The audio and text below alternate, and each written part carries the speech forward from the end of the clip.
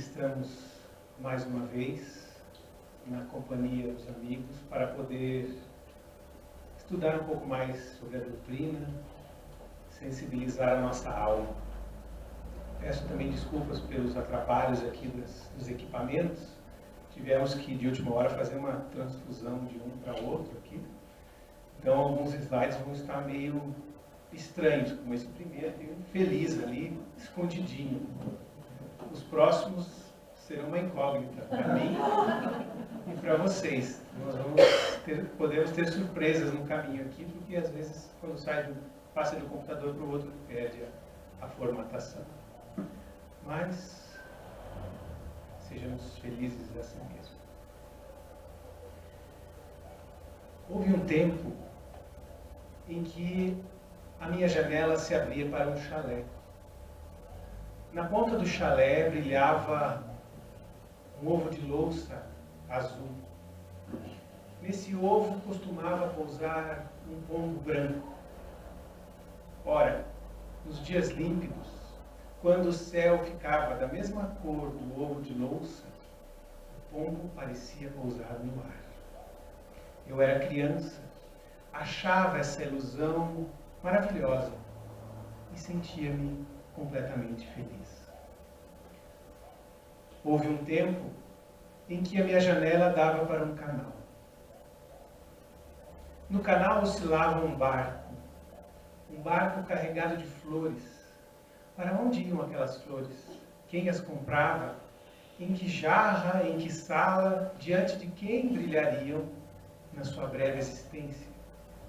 E que mãos as tinham criado, que pessoas iam sorrir de alegria ao recebê-las? Eu não era mais criança, porém a minha alma ficava completamente feliz. Houve um tempo em que a minha janela se abria para um terreiro, onde uma vasta mangueira alargava sua copa redonda.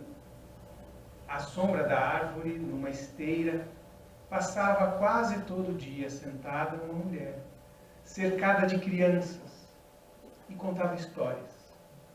Eu não podia ouvir da altura da janela, e mesmo que a ouvisse, não a entenderia, porque isso foi muito longe e num idioma difícil.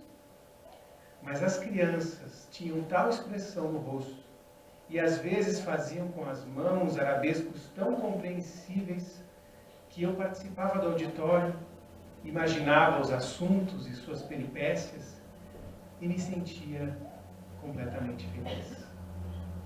Houve um tempo em que a minha janela se abria para uma cidade que parecia feita de giz.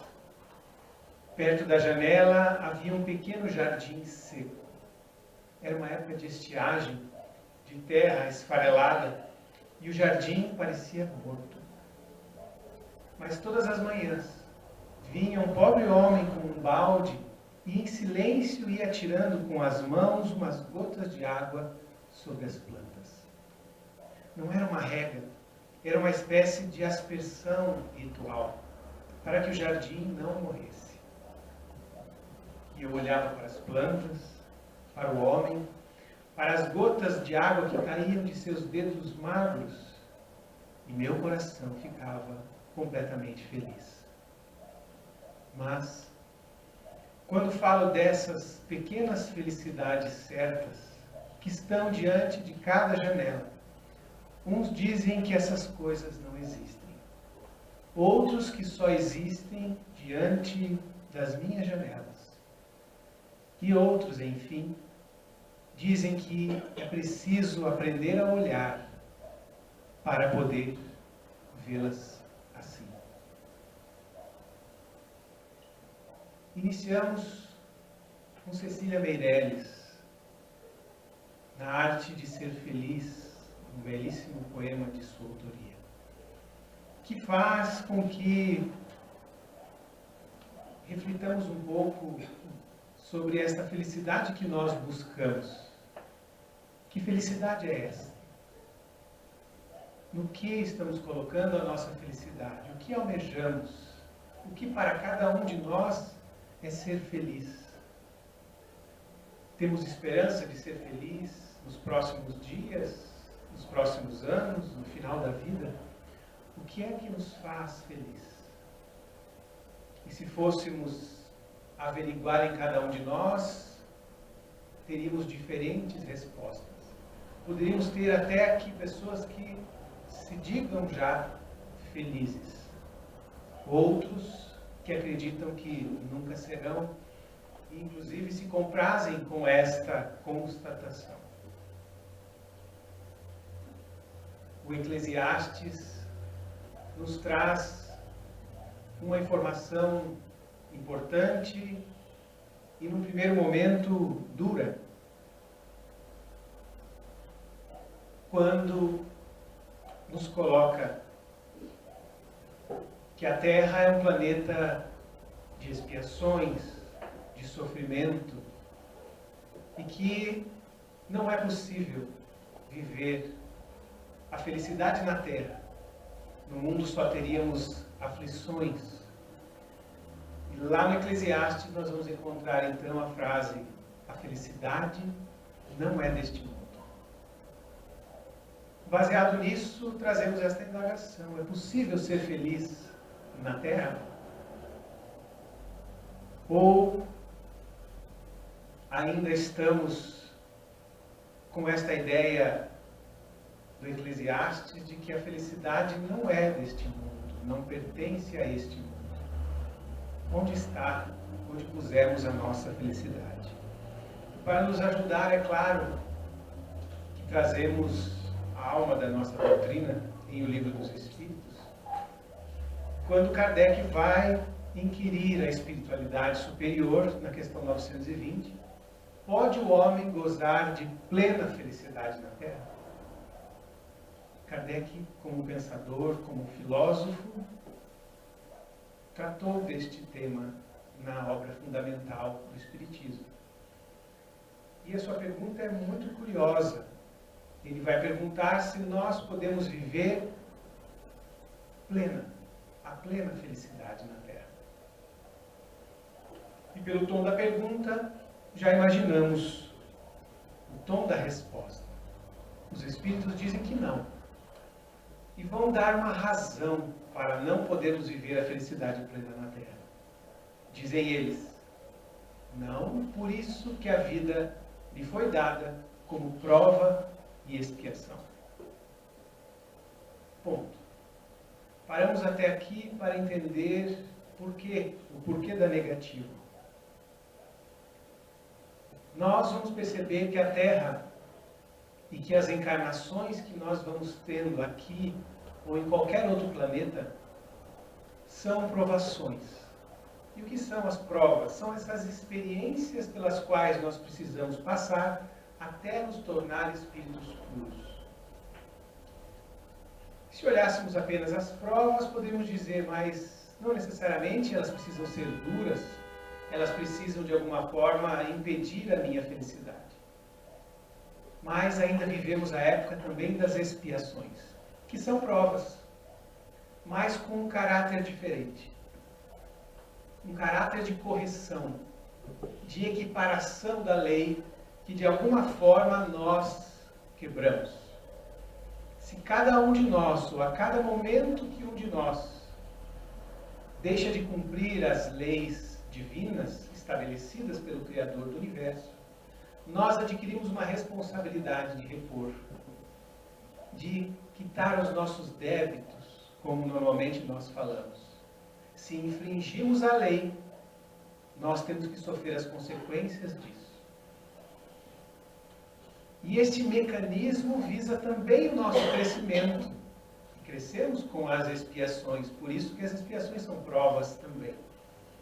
E aí nós vamos encontrar estas tão temidas por nós expiações, que são experiências pelas quais nós precisamos passar para quitar débitos de um passado recente ou mais remoto. E vamos convir que num mundo onde nós ainda precisamos passar por provas e que precisamos viver as expiações, é difícil conseguirmos viver a felicidade plena. Porque a felicidade plena nós só teremos quando nós formos plenos, quando formos espíritos plenos, isto é, perfeitos. Então, os espíritos respondem a Kardec que não, a felicidade plena não é possível de ser vivida na Terra. Mas a segunda parte da resposta é esperançosa. Eles continuam dizendo assim: dele, porém, de cada um de nós, depende a suavização de seus males. Opa! Eu posso suavizar os males pelos quais eu vou passar na Terra? Sim, só depende de mim. Então, de você depende a suavização dos seus males, e cá para nós, suavizar os males já é um grande alívio, e ser tão feliz quanto possível na Terra. Então, os Espíritos deixam aqui uma dica, ou deixam uma interpretação para ser feita de que algum tipo de felicidade pode ser vivida na Terra. Não a plena, mas o ser feliz quanto possível aqui nesta Terra. E isso nós vamos chamar de felicidade relativa, enquanto a outra, a plena, seria a felicidade absoluta. Então os Espíritos dizem que nós podemos viver um pouco desta felicidade através dessa felicidade relativa. E o ser tão feliz quanto possível na Terra, com tudo pelo qual o planeta ainda passa, pelas necessidades, pelas dores, pelos sofrimentos, nós vamos perceber que há uma felicidade acanhada ainda, mas possível. E é nela que nós vamos nos apegar e que estamos nos apegando aqui para construir este raciocínio. Kardec, em O Evangelho segundo o Espiritismo, lá no capítulo Bem-aventurados os aflitos, vai trazer um texto de um cardeal, Cardeal Morlot. E ele vai constatar a mesma coisa, dizendo: neste mundo, por mais que faça, por mais que a gente se esforce, cada um tem a sua parte de labor e miséria. Sua cota de sofrimentos e decepções. Mostrando que no estágio em que nós estamos ainda é normal a necessidade de trabalho, ainda é normal passar pela miséria, seja qualquer miséria que seja, não só material. Ainda é normal, é comum os sofrimentos e, por consequência, as decepções com os outros e conosco mesmo. Donde facilmente se chega à conclusão de que a Terra é lugar de provas e expiações. Então, as provas e expiações dão este caráter ao planeta em que ele ainda não permite viver a felicidade plena. Isso é importante nós sabermos. Joana de Ângeles, ou melhor, Kardec ainda, vai nos dizer que o homem é quase sempre o obreiro da sua própria infelicidade. Quem traz a infelicidade para as nossas vidas somos nós mesmos. Então, quase sempre, na maioria das vezes, nós somos os causadores, os obreiros da nossa própria infelicidade. E aqui um grifo nosso. Praticando a lei de Deus, a muitos males se forrará. Isso é, se nós praticarmos a lei de Deus, vamos evitar muitos males. E proporcionará a si mesmo uma felicidade tão grande quanto comporte a sua existência grosseira. Uma ideia bem parecida com aquela anterior, justificando por que não podemos viver a felicidade plena na Terra, mas ele vai abrir aqui agora de que forma nós podemos evitar muitos males e proporcionar a nós mesmos essa felicidade relativa, grosseira, mas é um tipo de felicidade já. Porque cá para nós, imaginarmos que a existência do Espírito, através das eras, seria uma soma de experiências penosas, de sofrimento, para fazer com que só lá no final, quando fôssemos espíritos puros, encontrássemos a felicidade, seria desestimulante, desmotivador, saber que só lá eu vou poder encontrar. Não. Nós vamos perceber que a felicidade é uma construção diária. E a cada dia nós estamos construindo um pouco a nossa felicidade. E o mais interessante, conforme você constrói, você já pode usufruir do que você construiu até então. Se você constrói bastante nesta vida, você usufrui bastante nesta vida. Se a vida foi acanhada, se você construiu pouco dessa felicidade, você vai usufruir pouco dela. E os Espíritos vêm dizer que a chave para que encontremos essa felicidade na Terra é a prática da lei de Deus. O que é isso? Que lei é essa? Que leis são essas? Ajudando a gente a entender, na questão 614, Kardec pergunta o que se deve entender por lei natural. A lei natural é a lei de Deus, ou as leis de Deus. É a única verdadeira para a felicidade do homem. Ela lhe indica o que deve ou não deve fazer, e ele é infeliz somente quando se afasta dela. Olha que interessante. As leis de Deus estão instituídas e nós estamos inseridos dentro do universo onde estas leis governam. Ela é a única e verdadeira para a felicidade do homem. Não existe uma lei aqui no planeta, uma lei diferente no outro, uma lei aqui no país, uma lei no outro, como as leis terrestres. Não. As leis divinas abraçam o universo todo. E o que as leis divinas nos apontam? Elas nos dizem intimamente o que deve ou não fazer. Elas nos dizem assim: se você fizer isso, isto você deve fazer, porque isto vai construir um pouco mais da sua felicidade. Ou elas vão dizer: por esse caminho você não vai construir a sua infelicidade, vai trazer infelicidade para você. O que deve e o que não deve fazer. E nós só somos infelizes quando nos afastamos dessas leis, ou quando infringimos essas leis. Rebeldes por querer entendê-las, rebeldes porque acabamos nos entretendo por outras coisas nas encarnações que não com as questões que realmente nos levam para a verdadeira felicidade. Então, estas leis estão instituídas. Mas onde eu encontro estas leis? Nós vamos estudar em O Livro dos Espíritos que as leis de Deus se encontram na nossa consciência. Não precisamos buscar em livros, em doutrinas, em crenças, em tesouros perdidos, em escritos perdidos. Não. As leis de Deus se encontram na consciência de cada um de nós. Por isso que todos nós as temos, independente de onde nascemos, da crença que temos. Todos nós temos destas leis na nossa consciência. E por que será que é tão difícil que as enxerguemos e que as cumpramos? Nós vamos perceber que o homem ainda se encontra emaranhado pelas questões terrestres, pelas questões materiais, e não desvenda, não se conhece e muitas vezes não compreende estas leis divinas que estão na sua consciência.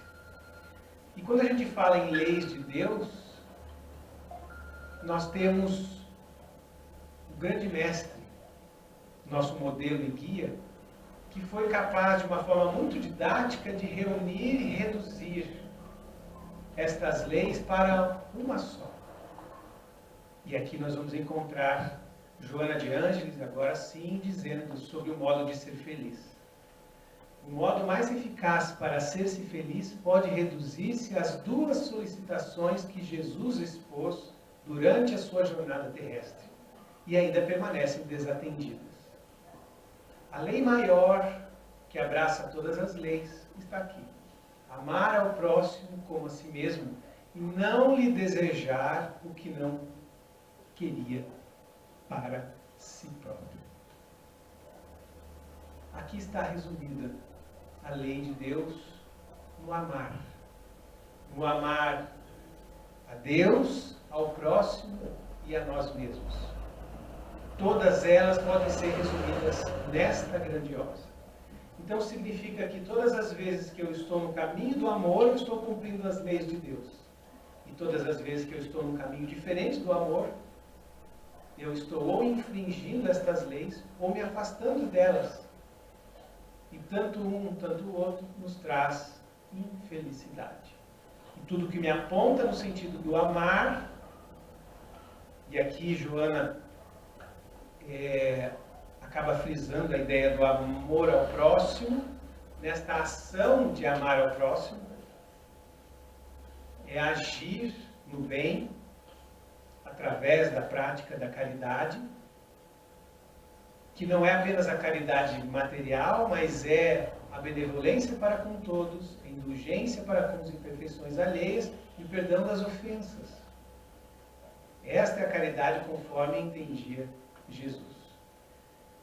Amar ao próximo como a si mesmo.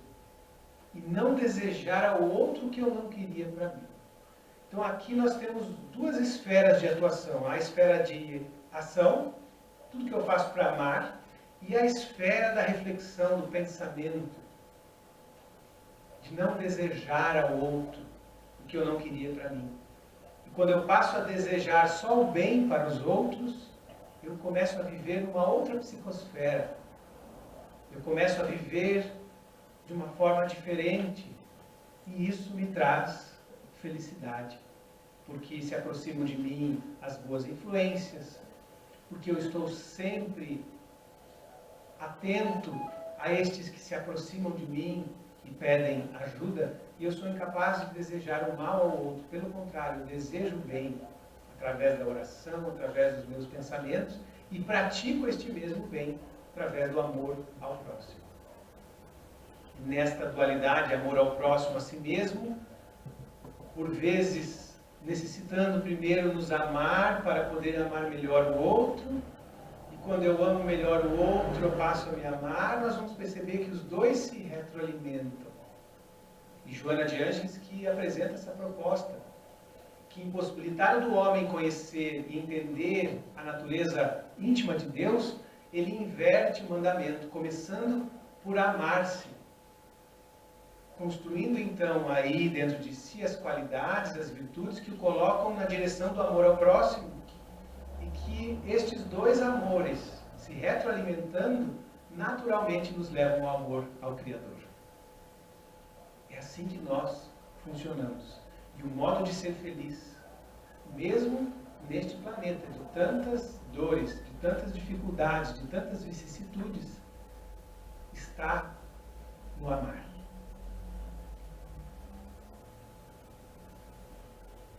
Não é só a doutrina espírita que nos traz este tipo de conclusão.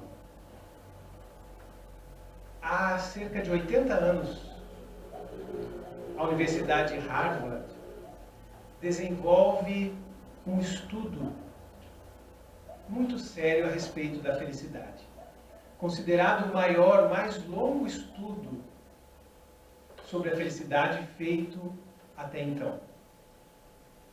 Começando com cerca de 700 pessoas das mais diferentes classes sociais, diferentes religiões, analisando a vida dessas pessoas ao longo do tempo e vendo as escolhas de cada uma dessas pessoas e o que fazia com que algumas eram mais felizes e outras não. O que fazia com que estas tivessem sucesso e estas outras não. E os estudos ainda existem, ainda continuam. É um estudo que hoje tem cerca de 2.000 pessoas analisadas, porque se juntaram aos primeiros 700 dos seus descendentes. E falam em torno ainda de 60, 70 dos primeiros, que eram crianças na época, que hoje já são octogenários. E o estudo chega a diversas conclusões. Mas é curioso como todas elas podem ser resumidas numa só, conforme o atual diretor Robert Waldinger nos aponta. Segundo ele, bons relacionamentos nos mantêm mais felizes e saudáveis. Foi esta a grande conclusão, resumida, é claro, porque ele entra em muitos detalhes, a grande conclusão do estudo até então. Que aquelas pessoas que tiveram relacionamentos mais saudáveis, que tiveram bons relacionamentos, que se cercaram de pessoas, são as que hoje conseguem viver mais felizes e, por consequência, saudáveis. Mostrando que o isolamento é contra a lei de Deus e que nós devemos nos aproximar uns dos outros e construir bons relacionamentos. E como construir bons relacionamentos se não amando? E aí está o amor. Os bons relacionamentos são construídos através do amor. Nós sabemos muito bem isso. Quando falta o amor, quando não há amor, o relacionamento enfraquece. Seja ele um relacionamento conjugal, seja de pais com filhos, de filhos com pais, entre irmãos, entre amigos. Os bons relacionamentos é o que nos farão pessoas mais felizes durante esta encarnação. E aí Joana de Ângeles, complementando isso, nos diz que é a consciência ilibada, consciência tranquila, conforme a gente fala, consciência em paz, em decorrência do dever retamente cumprido. Se você cumpre os seus deveres, você tem essa consciência tranquila, que a proporcionam sem monta. É o que está escrito ali, que está escondido. A consciência ilibada, a consciência tranquila, por ter cumprido os meus deveres, é o que vai me proporcionando felicidade. Todos nós temos deveres a cumprir. Deveres uns com os outros. E os principais deveres começam dentro do lar. Todos temos deveres. Não só os pais para com os filhos, que são talvez os deveres mais grandiosos dentro do lar, mas deveres entre o casal, entre o companheiro, deveres dos filhos para com os pais, deveres dos irmãos uns para com os outros, deveres nossos para com a sociedade, para aqueles que convivem conosco. Todos temos deveres. E o dever vem da lei do deve fazer. O dever é o que nos aproxima da felicidade. E a consciência tranquila, que é capaz de colocar a cabeça no travesseiro todas as noites e poder dizer: cumpri os meus deveres. Ninguém tem nada que se queixar de mim. Estou tranquilo em relação às minhas ações. Fiz todo o bem que eu poderia ter feito neste dia. Este poderá dormir feliz. Claro que ainda não conseguimos este patamar, mas cabe aqui o nosso esforço de cada dia poder tranquilizar essa nossa consciência, porque é a consciência que vai confrontar os nossos atos com a lei de Deus. Os nossos atos com a lei de amor. É a consciência que vai fazer. Por isso que quando os espíritos desencarnam, o grande julgamento que existe, e que durante muito tempo se achou que era um julgamento feito por juízes externos, é um julgamento interior. É como você convive com a sua consciência que vai lhe dizer: você deveria ter feito isso e você não fez. Você se comprometeu com isto e você se desviou. Você teve tantas chances na sua vida de fazer o bem e você não fez. Esta consciência nos cobrando as responsabilidades que podem, num extremo, nos levar para um estado de loucura, por entendermos que falhamos. Num estado interno de inferno, justamente por termos esta consciência nos cobrando com tanta dureza, porque ela nos cobra a cada instante. Cabe a nós termos mais acesso a ela, buscarmos dentro de nós estas respostas, porque a consciência sempre vai nos responder.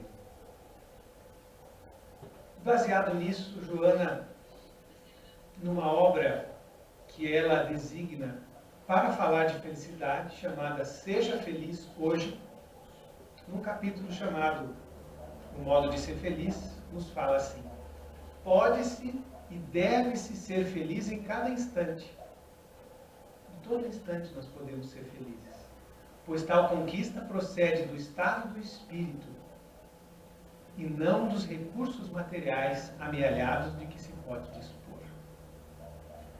Podemos ser felizes a cada instante, porque essa felicidade, conforme entendemos aqui, ela só tem a ver com o meu estado de espírito, como eu estou em relação às leis de Deus, como eu estou com as minhas relações e a minha proposta de amar. Como você está com a sua proposta de amar? Proposta essa que cada um de nós trouxe para esta nova vida. Porque fizemos muitas propostas. Quando no mundo espiritual tivemos acesso a uma ideia de vida mais grandiosa, e entendemos um pouco mais do que é importante para o nosso crescimento, nós fizemos promessas, fizemos planos, planejamos a nossa encarnação em cima desses planos, nascendo onde deveríamos nascer, nos aproximando de quem nós deveríamos nos aproximar para poder resolver as coisas e para poder amar melhor. Traçamos esses planos, fomos ajudados, muitos de nós, pela espiritualidade, porque viemos cheios de vontade de acertar.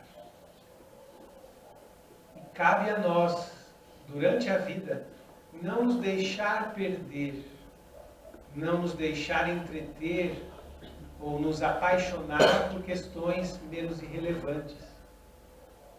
Porque a felicidade vem do estado do espírito e não dos recursos materiais amealhados. E aqui entra justamente essa constatação de que, por longo tempo, nós acreditávamos que a felicidade estava em ter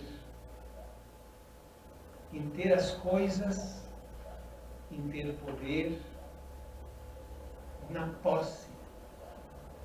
Quanto mais rico, mais feliz. Quanto mais famoso, mais feliz, mais amado pelas pessoas. E achávamos até então que a felicidade vinha destes fatores externos.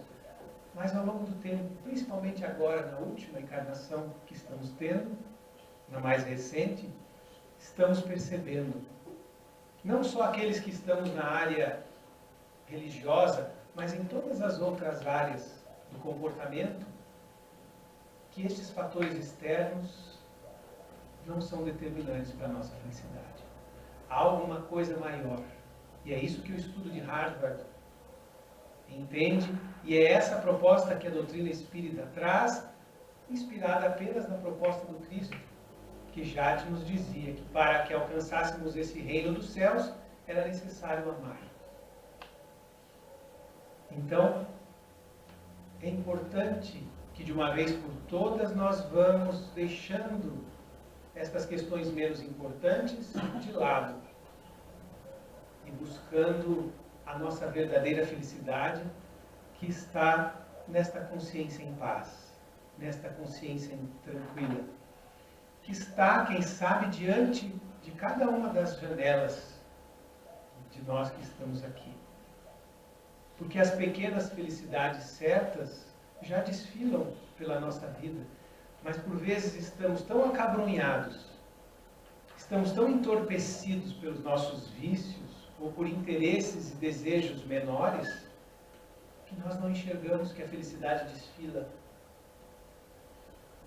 na nossa frente, na nossa janela, todos os dias. Mas, nos fala Cecília Meirelles, quando falo dessas pequenas felicidades certas, que estão diante de cada janela, uns dizem que essas coisas não existem.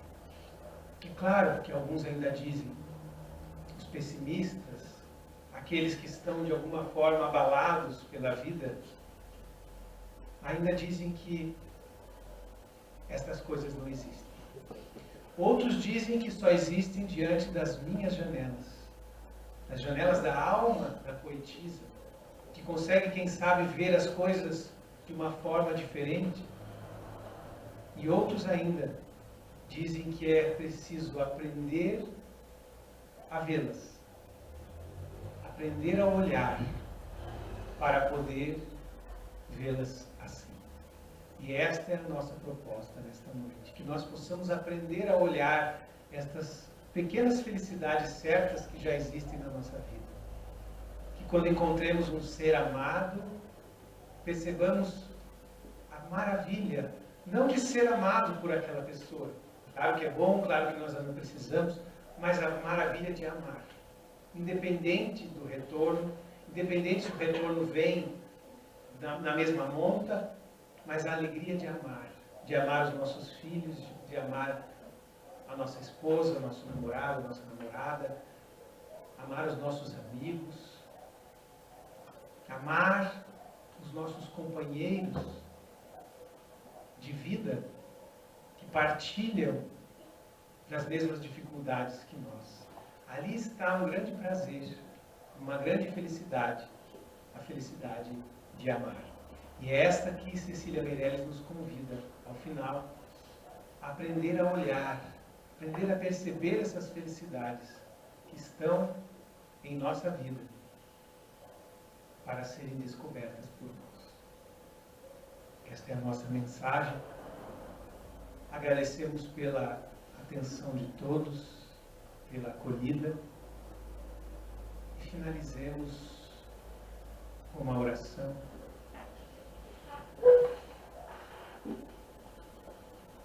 Justamente pedindo, ou orando ao Criador maior das nossas vidas, que ao nos criar, nos fez perfectíveis, nos fez rumar determinadamente para a felicidade. Agradecemos ao Pai pela vida do Espírito, pela encarnação atual onde estamos, descobrindo tantas questões importantes, tantas coisas novas, desvendando um pouco mais dos mistérios do mundo e da vida através da doutrina espírita. Agradecemos, Pai, por todo o amor que destinaste a nós, o cuidado constante através do Espírito Protetor que nos acompanha sempre e de todos estes que foram colocados ao nosso redor para que cresçamos juntos e não sozinhos.